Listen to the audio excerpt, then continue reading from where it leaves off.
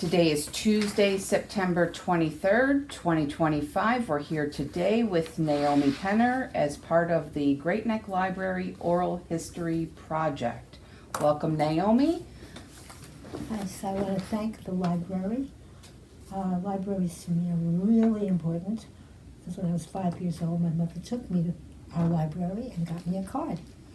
And had I known there was such a career for librarian, all I knew was teachers and nurses and secretaries if you didn't go to college. And if you went to college, you went for the MRS degree to find him. That was the number one thing. The rest of it was just an extra. Ugh. So it's interesting to see, but I will just say this and then I'm off the subject, but my mom majored in chemistry. My mother, at that time, think about it, from the Depression, and I think that's fantastic. And my father majored in math at the city colleges, which were free. So in any event, What are their names? oh, that's nice. My mother was Sylvia Miller, Wittels Miller, and my father was Milton Michael Miller. From Poland, came here at 17 years old. 17 kids in the family in Poland, and they saved their lives because he was coming home. He saved their life. He was coming home from someplace, and the whole family went out to meet the train, and the restaurant that they owned was bombed, and nobody got hurt because they were all there to meet him at the train. So they thought he was like the angel, whatever. And when did you come to Great Neck? Okay, well, first place I had a roommate from Great Neck.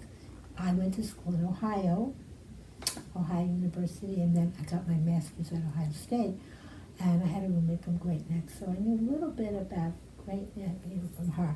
But I came to Great Neck because I lived in Queens, and I couldn't teach in the city because I was missing a math class, and you had to have a math. And so I taught in New Jersey for 1 year, going across the river, and then I got the idea, hey, I can teach on Long Island, and I don't have to go across a river, and sit in the city. So I did apply, and they hired me, and that was very unusual with only 1 year's experience because I could teach French, which was and Latin. And a lot of the kids in Great Neck, the program that they put in at that time was for kids to speak the language, and the kids had a lot of trouble hearing it. So they just all went to Latin because they didn't have to speak Latin. They could just write it. And that's what we did. And I had 7th graders. It was a middle school. One of the first people hired, by the first principal, I was his first person he hired, Mr. Sherman. And I really enjoyed these kids, and they knew a lot of stuff. They were amazing. So was that Great Neck North? Great Neck North Middle. What year was that? A junior high school. It was called, I think it was 1965. Okay, and then 2 years later, I was married, so we decided to move to Great Neck instead of having to go back and forth with the rain and the snow. So that's how we bought a house in Great Neck, and that's how I've been here ever since. And I've been in the schools ever since. I love, and that's why I put this on here, I love teaching. That is one of my favorite things to do is to teach. Anything I know, if I can teach it to somebody, it makes me feel great. Because I like to learn too. If people teach me something, I'm just really happy. So we started in the junior high school at that time. That's what it was called.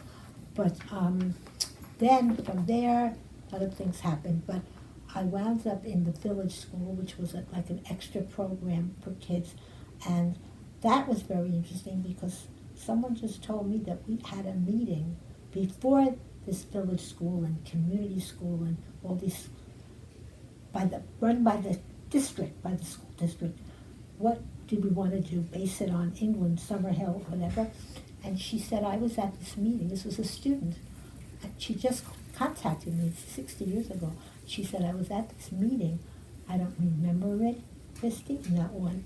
But she said, and she was amazed at the things I said and how interesting I was. And she just contacted me and said, and sent me a postcard. She's an artist in Manhattan. It was a fantastic thing. And I got to tell you this, because this will go into something else. She was very friendly with Patty Katz. Patty Katz is I believe, the water commissioner for Great Neck. And I've known her for 60 years. And Patty, I knew when 8th grade. And in those days, you could take kids places. Not today, I wouldn't dream of it. But Patty wanted to be a singer. She had a nice voice. And she got together with some girls, and they were going to be like a quartet. So chorus line in my school, someone saw it downtown. He said, Naomi, you have to go and see the show. It's fantastic. So I said, Patty, you want to go see a show about people trying to audition for singing? So I got tickets. We saw the last performance downtown. And we were sitting, if you ever saw Chorus Line, you're sitting with the director of the show. It was wonderful. And then, bless Patty, yeah, she brought me the album. So we've known each other like that for 60 years. And it's just really lovely to have a connection with someone that, so this Danielle Dimston here in the city, just contact, she knows Patty, they went to camp together, she's gonna come out here. We just did this last night, and Patty is gonna meet with us, and I'm gonna buy them dinner or whatever. But it was so fantastic. I mean, I love the kids, but most of the kids were really very nice kids, and I really appreciated them. I will tell you this though, I taught French and Latin, as I said, and I did one Spanish class, and I did also English language, history of English, Esperanto, all that kind of thing. I did a lot of different things because I was very creative about teaching. Generally not creative in many ways, but teaching to me was just fun and with the kids. And my kids always did so well on these national tests that they took because I knew what to teach. I didn't teach out of the textbook. I mean, I used the textbook, but I knew what was going to be, important. And one kid, he came to take my French class in senior year. So he had 4 years of Spanish. And he came in for my first year. And I always start out 2 words. I said 2 words that we use a lot that are not usually in textbook. One is boring or bored, and the other one is lazy. So I have to just tell you, he came back a few weeks later. He said, Madame, I have to thank you. And I said, what are you thanking me for? He said, I'm thanking you because you gave me those 2 words, and there was a whole paragraph on I took the Spanish. He took the Spanish, whatever those things that they take. And he said, I knew what the words were, blah, blah, blah. And I said, well, I'm really glad. I love when I can make people be successful and find something they can do that and it's just, it gives me such a thrill. And if I can find information for them, people call me up and how can I go from here to there without having a lot of traffic? Before we had all this, the GED, whatever that thing is. But, people know that's about me because I love to brainstorm. I love to hear people's stories. So I'm going to jump now because I didn't plan to do this, but what the hell. What year did you stop officially teaching in the schools? Well, let me tell you, I started to tell you why. This is what happened, exactly. In my French class, it was an advanced French class, so for some reason we were talking about hierarchy, Lord of the Flies.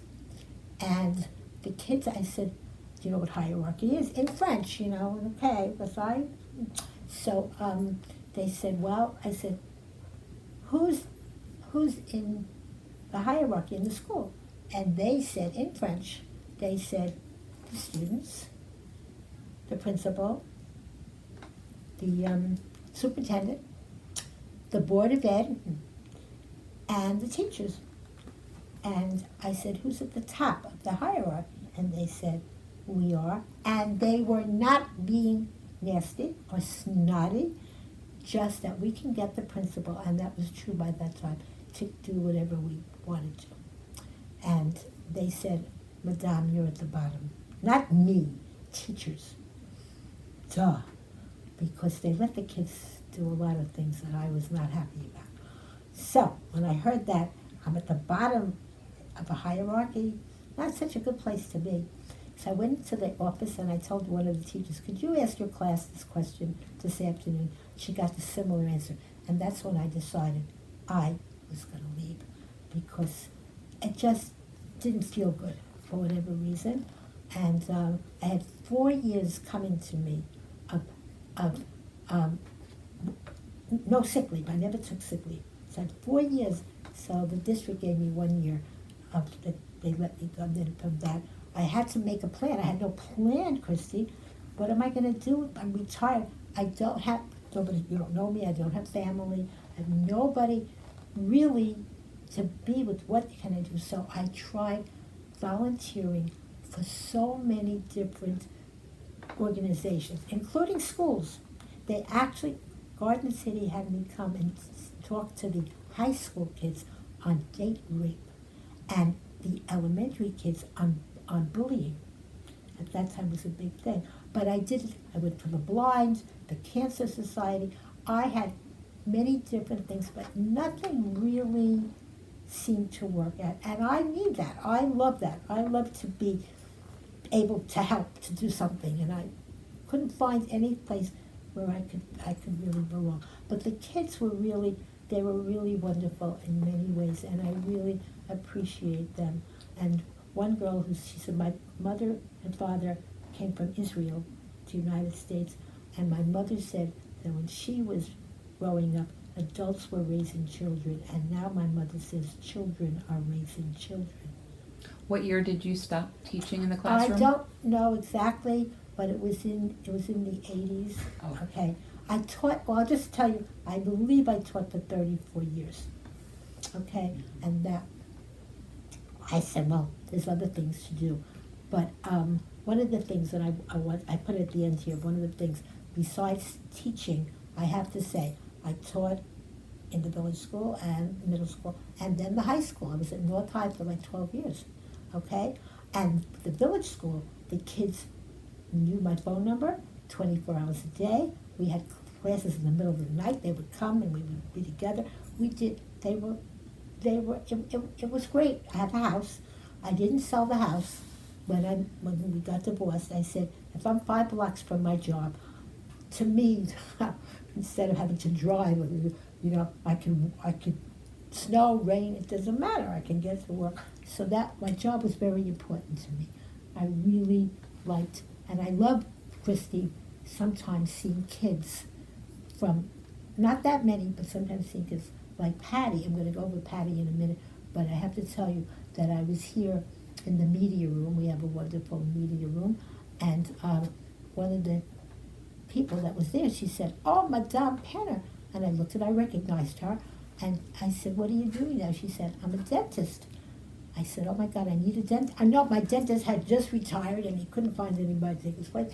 And Adina Simone is, and I can call her anytime, and she's like a wonderful person, and if I need something, she'll do it. So I give her, if you need a dentist, because I really couldn't find anybody, and she's good. So that was a student. I actually went to students for other things. I went to one who was a doctor, who had become a doctor. So the kids in Great Neck did a lot of things. In fact, I often see their names on the movies I watch. The producer, the director, the da-da-da. Kids that I knew that were doing different things. So I really appreciate when I meet someone in the library. I live in the library, it's my thing. And when I meet one of my former students and they're there with their children, I say, that was my teacher and she's wonderful. And, okay, because we don't get that much of that kind, just like librarians probably don't get either, kind of thing. That thank you for your help, because I had librarians here that were absolutely fantastic, helping to find information and stuff like that. And there's one that I would go to years ago, and I'd say, we need a sign on the door because we're closed that day, when usually we're not. So this woman, she said, she was my go-to woman. She said, I'll take care of it. She did. She was fantastic. So this is a place And it's now become a library, a community center, more than anything. I mean, because people have the computers and it's a whole different, but people meeting people and having all kinds of programs. And I did programs in libraries. In fact, I have it here, it says, you know, the media specialist, and I was a columnist. No, because I wrote stuff for news. I'm reading articles I have here that I haven't looked at for like 40 years or whatever. And Talk a little bit about the lectures first. well, The men's and women's lectures. Well, not the women's. First place, okay, 1969. I had come back from Kansas in 1964, having read Betty's book, Betty Friedan's book. And I turned on the TV because that's all I had at the time was the TV. And so there it was, David Susskind. For those who are watching this who are older, he was an interviewer 25 years. And 5 people from NOW, the organization, that I didn't know anything about, with Betty Friedan and Gloria Steinem, and a woman from Great Neck, a very lovely woman, and 2 other women. And I decided I'm going to go into Manhattan and I'm going to find out about this organization. What is this? I don't know. National Organization for Women. So I got to meet them, and I said, I don't want to have to go to Manhattan.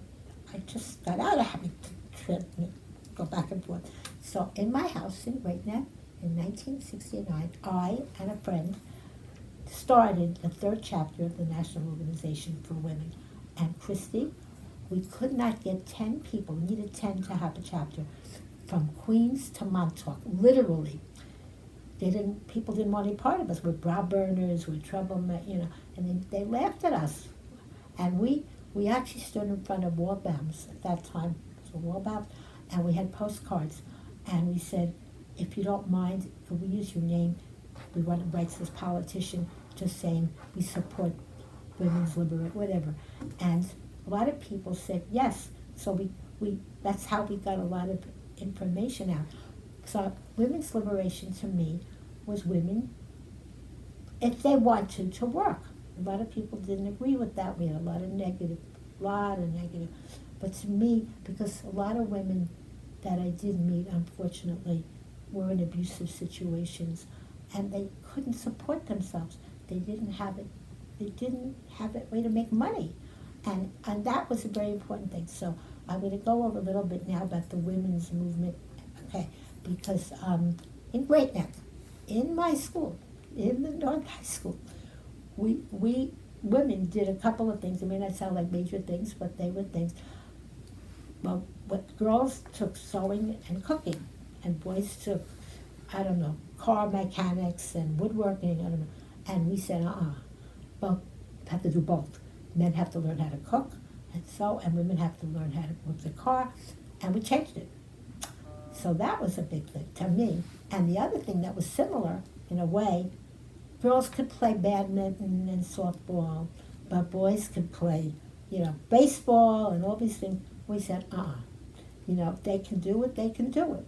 And they should be allowed to play the sports or whatever that they're good at doing. So these are some of the things. We did other things too. We met, we did a lot of things locally. We went to meetings, but we went to Manhattan. Besides the stock market, we went into, we contacted the press to get the press to come out from New York City. Because people came from Europe and they thought they're going to get the press, and they're not, because they're not a big enough deal. But we went to the Statue of Liberty, and at that time you could walk up the arm. 2 of us did, and we had a big sign that said "Liberty is a woman." And then we had a huge march on Fifth Avenue in 1970, and men and women were marching for women's liberation. And in the evening, there was a party at some place, and I was with some men, and I said, "Why don't you come with me?" And they said, no, it's not for us, it's not for us. And I said, what do you mean it's not for you? It is for you, it's for us, you and me, what is this? So they finally agreed to come, and we get to the party, and the sign says, men $5, women $3. And I went nuts. I said, either they're the same or they're not the same. You're not gonna, I said, if it's gonna be because, and I won't mention part of the anatomy that someone has, but no, so they finally lowered the price. I said, if you want to find out, what it's about, you can ask them. But it's the same for both. We're not going to start playing with these things. And that was a very important part for me. I'm very consistent about what's fair is fair. That's one of my words. Fair, and the other word is kind, about being kind. I'm trying right now to set up a thing, get some buttons made about being kind.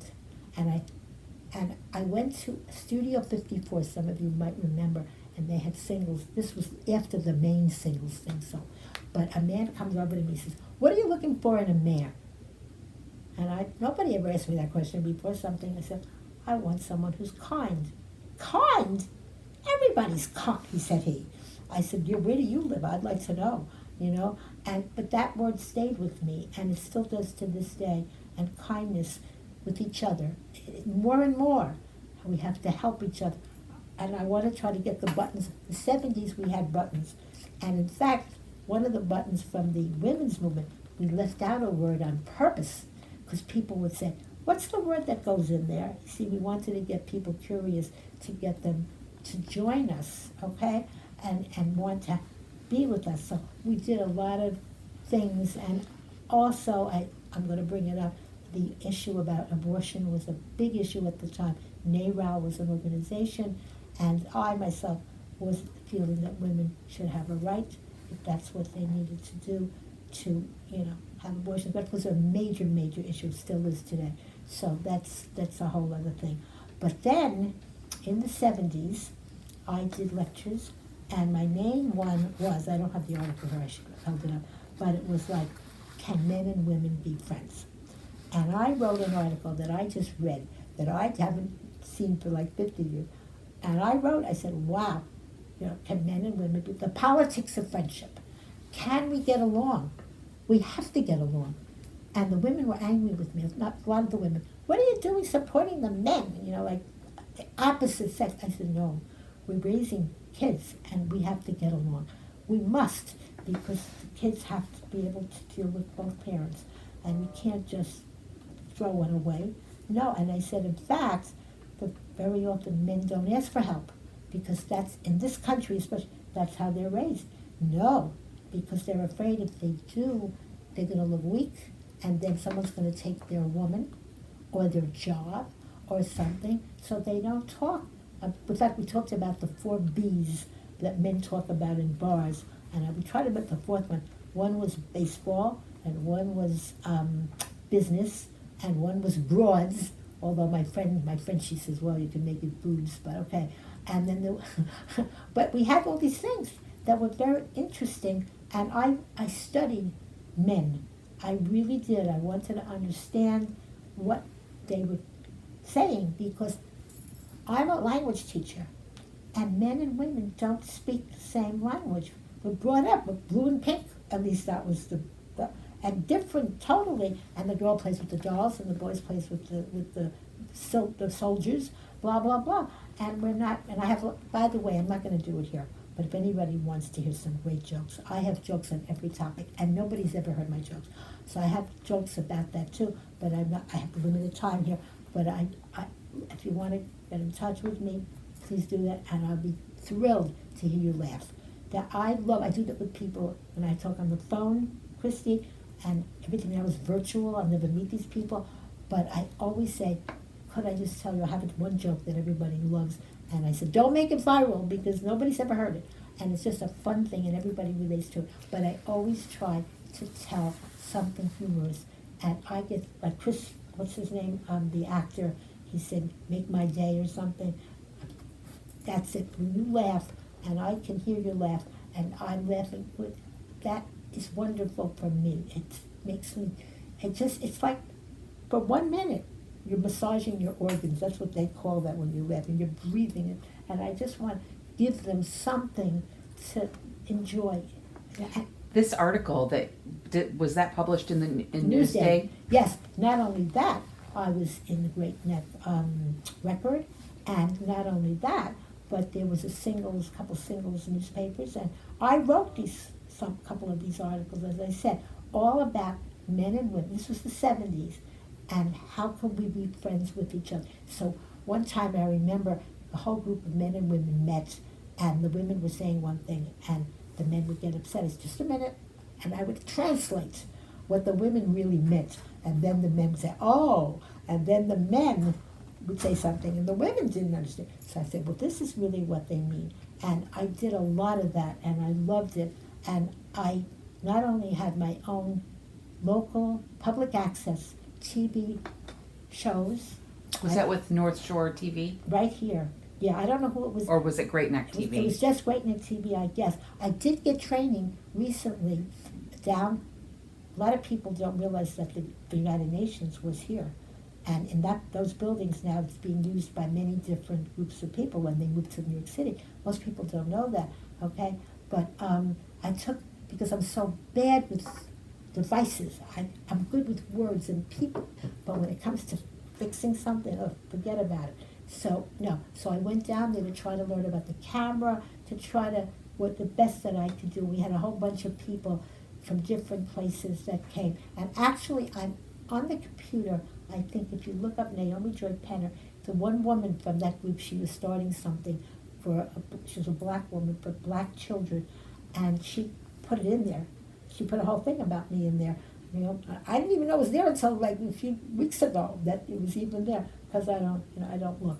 But no, I really felt like if I could help her to get started in any way, if I could come and meet the kids, I would be more than thrilled to just be able to talk and make them understand. So I was like, you ready?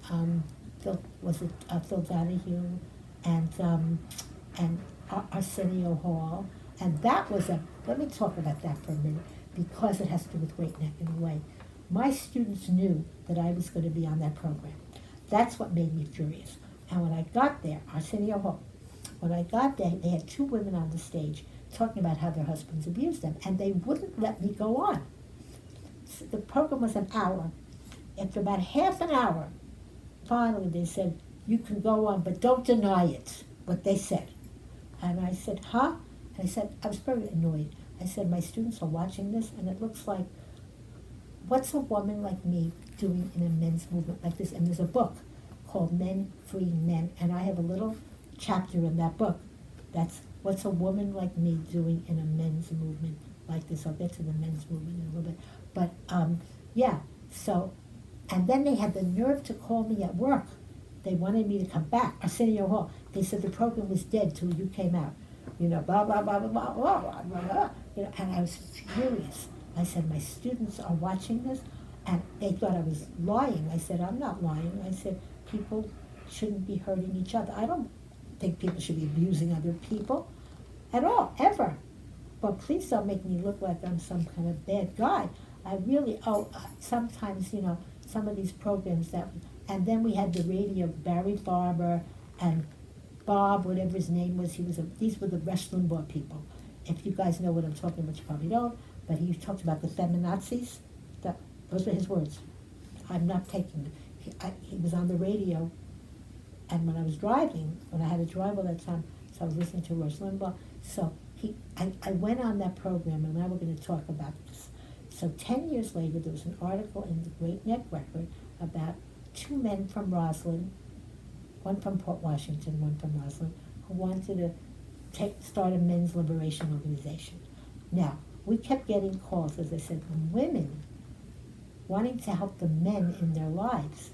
But we were doing women's stuff, and, so women had brothers and sons and fathers and ex-husbands, and we said, well, so when I saw this article, I contacted a couple of friends, one from Manhasset, Unitarian congregation, and we went to that meeting, and we started the Men's Liberation Organization in my house. This is, again, the women started it, and the men in my house.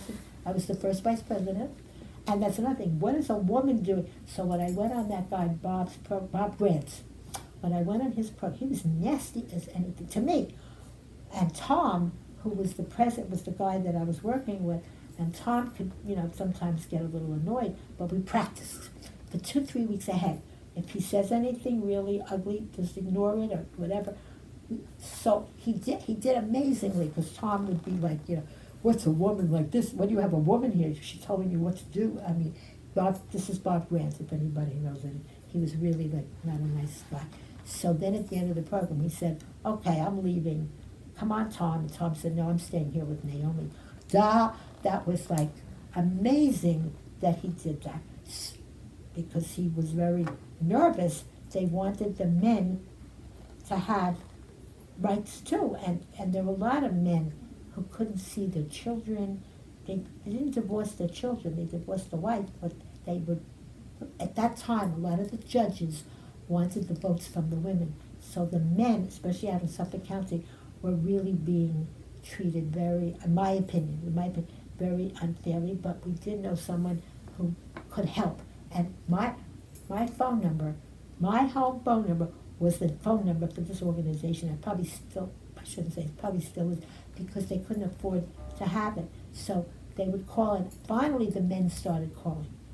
And I would try to give them someone they could talk to, at least, or tell them what to do in their town. I said, go to your newspaper.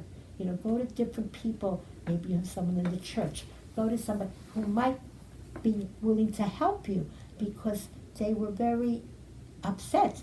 And I understand it, even though I shouldn't, but with the whole thing with the abortion and the women having the babies and the men not really being allowed to do it because the women's rights.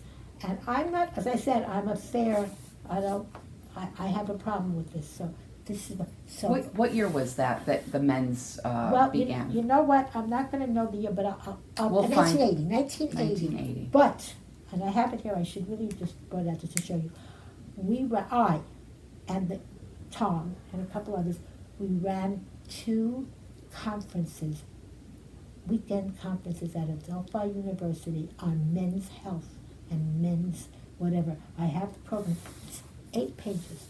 You should, 40 workshops we had, and I was on the phone all the time trying to get people to come, and the one that was really so memorable that I mentioned is the police department from Boston, because the men, police officers, can't really talk to their spouses about their jobs. It's too dangerous. Maybe 1 or 2 could, but most of them didn't. So they have the highest alcoholic rate, very high, and it was not a good thing, but they had nobody to help them. So they started rap group for the cops. And Talk about the rap groups. That's why we invited them to come and be the keynote speaker.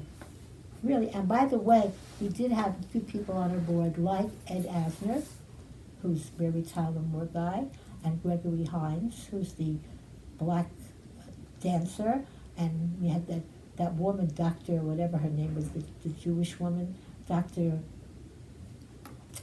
Everybody knew who she was. And so we had a very big successful turnout. It was wonderful. Do either of the chapters still exist? Oh, now? Yes. Well, first place, the men's organization is now headquartered in San Diego. It used to be on Long Island, and there was someone in the city, some people that were for the men's, and I went into the city. I used to go there to meet with some of the men, because they had different issues. The Long Island chapters don't exist. They've moved out. I don't know, because I haven't been active in them for a long time. But now exists. Now has existed, you know, and women have come a fairly long way. I really mean, I'll give a little tiny story. Okay, so I teach dancing now, and I learned ballroom dancing, and I taught it in Great Neck, in adult ed. I taught it a lot of things in adult ed, in Great Neck. I taught, about where, Latin and Greek, where our roots of our words came from. I did it in Great Neck at Queensborough College. I did so many different things. Okay, so now what was I going to tell you? You were talking about the dancing. Yeah, but I forgot why I wanted to tell you about the dancing. This is what's happened with age, guys.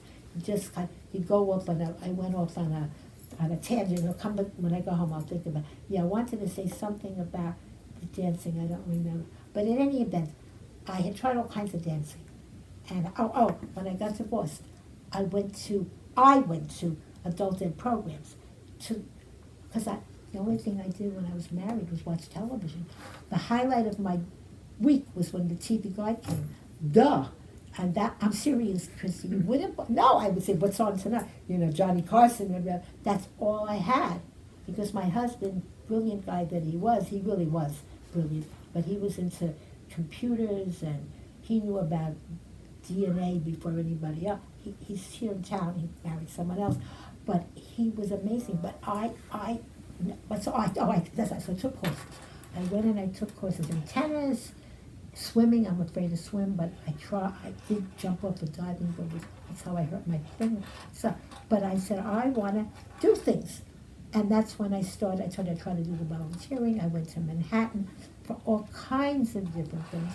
And I was teaching assertiveness training in Manhattan at Stuyvesant's.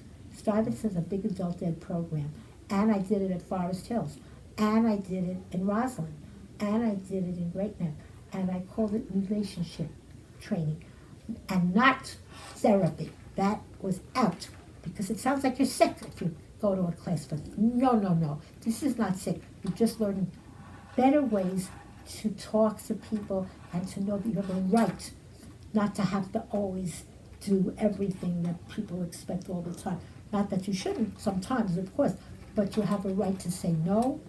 I mean, it was really interesting how people had such trouble with the families so I wanted to help them, and there were many books. When I say no, I feel guilty. All the books. Oh, and I didn't mention, I have to mention this one. In the 70s, that was when they had all these different therapies in the city. Gestalt therapy, I'm okay, you're okay, Albert Ellis, all these things. I went to all of them. I wanted to check out, I really wanted to be a psychologist, I think, but I wanted to check out what was this and what was that and what did they do here. And I did some quite very, I don't know the adjective, but they were pretty wild things. I didn't do things, but I was in places where they were doing wild things. I'm not kidding. I was not involved, so help me. But I wanted to check out all kinds of different, especially for women, because like a couple young women were lesbians that I was in a group, and nobody wanted to talk to them because they were like 20 years old and they were lesbians. So I mean, these were really sad, this situation. But I went upstate, and I did things upstate in places also. Because remember Woodstock? I didn't go to Woodstock, but I was at a place like that where people came, and I could tell you things that people I saw there were people from Great Neck, but they really shouldn't have been there, but they were there because these were places I won't even go into. But if anybody wants to talk to me privately, I'll tell you all the stuff. Are we finished? Because I do you have any final thought you want to share? We're any closing on time. announcements? Well, I just want to see if I left. I think I covered mostly everything. Yeah, Kevin and Wendy Friends, a lot of things with that. The singles conference that I ran, my TV and radio shows I did, and the appearances on all these different programs in the city, and then men's liberation, and then the assertiveness and relationship skills, okay, and then the dancing. So I guess We covered everything. I guess, thank you for listening. I really didn't think what was going to happen. I had no idea. But I just have a good time. So if anybody wants to hear jokes or whatever, give me a call. I'll tell you, you'll have a good time. I promise. Okay. Thank All right, you thank very you. much.